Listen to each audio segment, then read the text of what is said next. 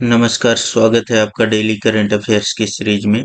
आज के important current affairs को हम लोग देखेंगे। चलिए वीडियो को स्टार्ट करते हैं। वीडियो को आप लोग लाइक करें, शेयर करें और चैनल को सब्सक्राइब कर लें। पहला करंट अफेयर है अंतर्राष्ट्रीय श्रमिक दिवस। तो 1 मई को अंतर्राष्ट्रीय श्रमिक दिवस मनाया जाता है। यह दिन श्रमिकों को सम्मानित करने और उनके अधिकारों के लिए जागरूकता बढ़ाने का एक महत्वपूर्ण अवसर है। अंतर्राष्ट्रीय श्रमिक दिवस 2024 का थीम क्या है? तो सामाजिक न्याय और सभी के लिए सभ्य कार्य। यह जो है 2024 के लिए थीम है, यह याद रखना है आप लोगों को। सामाजिक न्याय और सभी के लिए सभ्य कार्य। ठीक है। यह थीम कौन देता है? तो यह थीम जो है अंतर्राष्ट्रीय श्रम संगठन आईएलओ द्वारा तय की जाती है, जिसका उद्देश्य होता है दुनिया भर के लोगों को महत्वपूर्ण श्रम के बारे में शिक्षित करना और श्रमिकों के बीच एकजुटता को बढ़ावा देना। अप्रैल महीने के महत्वपूर्ण दिवस कुछ देख लेते हैं हम लोग। 5 अप्रैल को राष्ट्रीय समुद्री दिवस था। 7 अप्रैल को विश्व स्वास्थ्य दिवस था और 10 अप्रैल को विश्व होम्योपैथिक दिवस था। 13 अप्रैल को जलियांवाला बाग नरसंहार। 14 अप्रैल को बी.आर. अम्बेडकर स्मरण दिवस। 15 अप्रैल को विश्व कला दिवस। 17 को विश्व हीमोफीलिया दिवस। 22 अप्रैल को पृथ्वी दिवस, यह बहुत इंपॉर्टेंट है। नेक्स्ट 24 अप्रैल को राष्ट्रीय पंचायती राज दिवस। 24 से 30 अप्रैल तक विश्व टीकाकरण सप्ताह 2024 मनाया गया। 25 अप्रैल को विश्व मलेरिया दिवस और 26 अप्रैल को विश्व बौद्धिक संपदा दिवस, यह भी इंपॉर्टेंट है बहुत। अगला करंट अफेयर है, इरिडा को सरकार द्वारा मिला प्रतिष्ठित नवरत्न का दर्जा। ठीक है। तो सरकारी स्टॉक एक्सचेंजों में एक हालिया फाइलिंग के अनुसार भारतीय नवीकरणीय ऊर्जा विकास एजेंसी इरेडा एक सार्वजनिक क्षेत्र का उपक्रम जो है को सरकार द्वारा प्रतिष्ठित नवरत्न का दर्जा दिया गया है। तो अब जो है टोटल नवरत्न कितने हो गए हैं? तो टोटल देश में 17 नवरत्न सार्वजनिक क्षेत्र की कंपनियां हो गई हैं वर्तमान में। नेक्स्ट अगला करंट अफेयर है, शेन वाटसन जो ऑस्ट्रेलियाई क्रिकेटर हैं, उनके द्वारा एक पुस्तक का विमोचन किया गया है, द विनर्स माइंडसेट। ठीक है। यह शेन वाटसन जो ऑस्ट्रेलियाई क्रिकेटर हैं, उनके द्वारा इस पुस्तक का विमोचन किया गया है। अगला है, भारतीय नौसेना के नए चीफ कौन बने हैं? तो एडमिरल दिनेश कुमार त्रिपाठी ने भारतीय नौसेना के 26वें चीफ के तौर पर पदभार संभाला है। उन्होंने एडमिरल आर हरि कुमार की जगह ली है। ठीक है। तो दिनेश कुमार त्रिपाठी इससे पहले पश्चिमी नौसेना के कमान के flag officer commanding in chief रह चुके हैं। एडमिरल दिनेश जो है 1 जुलाई 1985 को भारतीय नौसेना में कमीशन हुए। 39 साल के लंबे करियर में उन्होंने भारतीय नौसेना के कई अहम असाइनमेंट पर काम किया। 4 जनवरी 2024 को उन्हें नौसेना स्टाफ का वाइस चीफ नियुक्त किया गया था। वो कम्युनिकेशन और इलेक्ट्रॉनिक्स वारफेयर स्पेशलिस्ट हैं। दिनेश त्रिपाठी नौसेना के फ्रंट लाइन युद्धपोतों पर सिग्नल कम्युनिकेशन ऑफिसर और इलेक्ट्रॉनिक वारफेयर ऑफिसर रहे हैं। उन्होंने guided missile destroyer INS Mumbai के एग्जीक्यूटिव ऑफिसर और प्रिंसिपल वारफेयर ऑफिसर के रूप में भी काम किया है।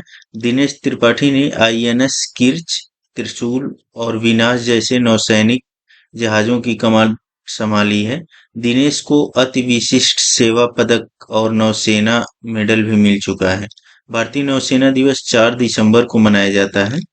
नेक्स्ट अगला करंट अफेयर है, टी20 वर्ल्ड कप 2024 के लिए भारतीय टीम का ऐलान किया गया है। तो इसको याद नहीं रखना है आप लोगों को, इसमें यह देख लेना है कि कौन कौन से प्लेयर उसमें सेलेक्ट किए गए हैं। वह इसलिए क्योंकि एग्जाम में प्लेयरों के बारे में पूछता कि यह प्लेयर जो है किस खेल से संबंधित है। ठीक है।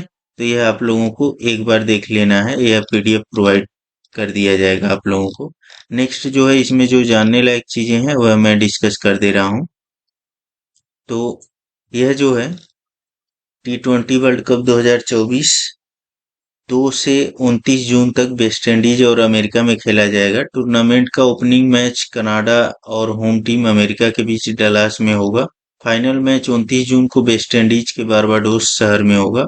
सुपर 8 और नॉकआउट मैच वेस्ट इंडीज में होंगे। ठीक है। नेक्स्ट अगला महत्वपूर्ण करंट अफेयर है ग्रीन नोबल अवार्ड 2024। तो आलोक शुक्ला को उनके हसदेव अरंड आंदोलन के लिए 2024 का गोल्डमैन पुरस्कार या ग्रीन नोबल अवार्ड दिया गया। तो अमेरिका के सैन फ्रांसिस्को में छत्तीसगढ़ के पर्यावरणविद आलोक शुक्ला को गोल्डमैन एनवायरमेंटल पुरस्कार 2024 दिया गया। इसे ग्रीन नोबल पुरस्कार भी कहा जाता है। इस साल यह अवार्ड भारत के आलोक शुक्ला से दुनिया भर के 7 लोगों को प्रदान किया गया।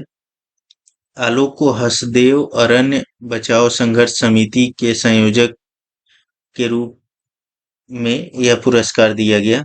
छत्तीसगढ़ में करीब 4,45,000 एकड़ में फैले घने हसदेव जंगल को बचाने के लिए आलोक ने काम किया। इस इलाके में 23 कोयला खदानें हैं। ठीक है। तो यह याद रखना है आप लोगों को, हसदेव जंगल।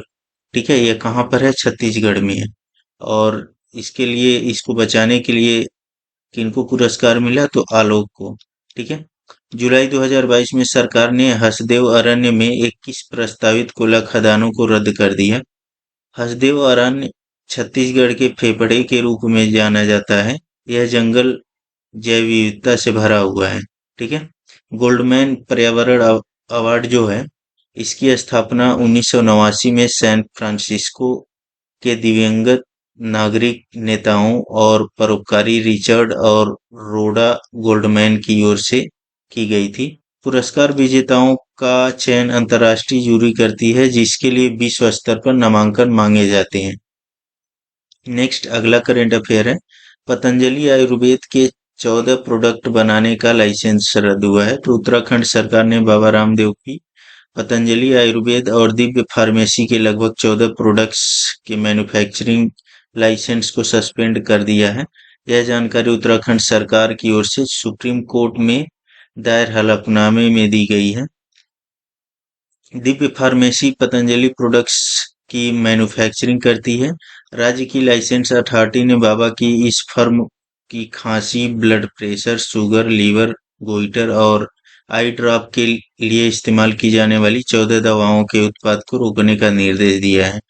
आदेश को सभी जिला ड्रग इंस्पेक्टर को भी भेजा गया है। जिला ड्रग इंस्पेक्टर ने 16 अप्रैल को रामदेव बालकृष्ण दिव्य फार्मेसी और पतंजलि आयुर्वेद के खिलाफ कोर्ट में आपराधिक शिकायत दर्ज कराई है।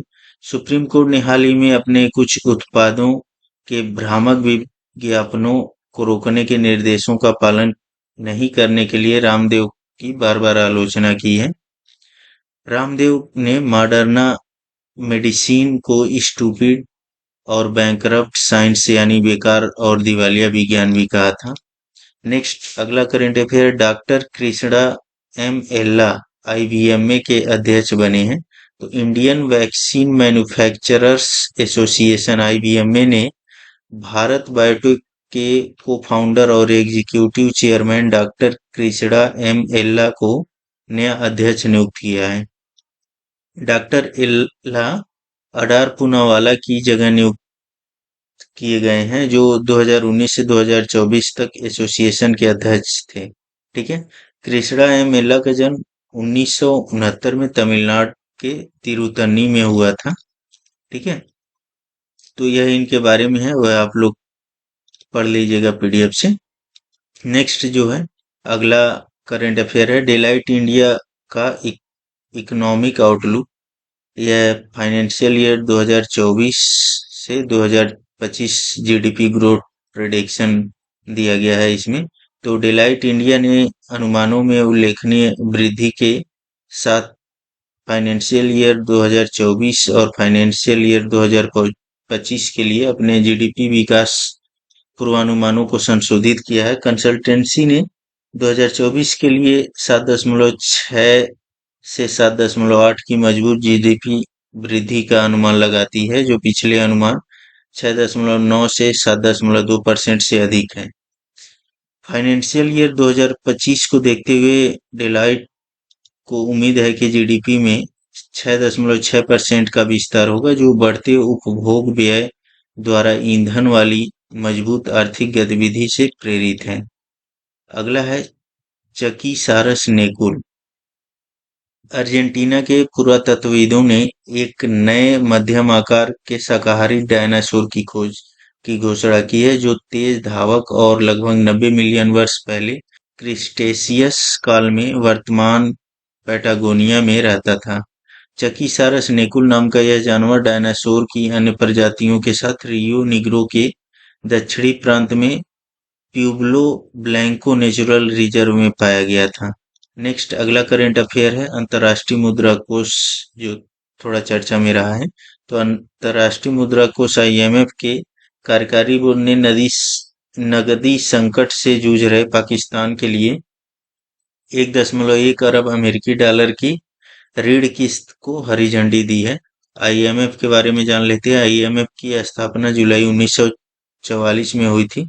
संस्थापक इसके John Maynard Keynes, Harry Dexter white, ठीक है, ये थे। और मूल संगठन संयुक्त राष्ट्र है। प्रबंध निदेशक वर्तमान में क्रिस्टालिना जॉर्जीवा है। मुख्यालय वाशिंगटन DC है। प्रथम उप प्रबंध उप निदेशक जो है गीता गोपीनाथ है। नेक्स्ट अगला करंट अफेयर है एशियन यूथ शतरंज चैंपियनशिप। 8 वर्षीय AS सरवानिका ने एशियन यूथ शतरंज चैंपियनशिप UAE में अंडर 8 रैपिड और ब्लिज में स्वर्ण, क्लासिकल में रजत पदक जीता है। चैंपियनशिप में 21 देशों के 42 खिलाड़ियों ने युवा प्रतिभा का प्रदर्शन किया। एशियाई जूनियर शतरंज चैंपियनशिप एक वार्षिक शतरंज टूर्नामेंट है, जो एशिया और ओशिनिया के 20 वर्ष से कम उम्र के खिलाड़ियों के लिए खुला हुआ है। ठीक है, तो इस वीडियो में इतना ही। वीडियो को आप लोग लाइक करें, शेयर करें और चैनल को सब्सक्राइब कर लें। साथ ही इसको ज़्यादा से ज़्यादा लोगों के पास एक्सपेंड करने की कोशिश करें। धन्यवाद।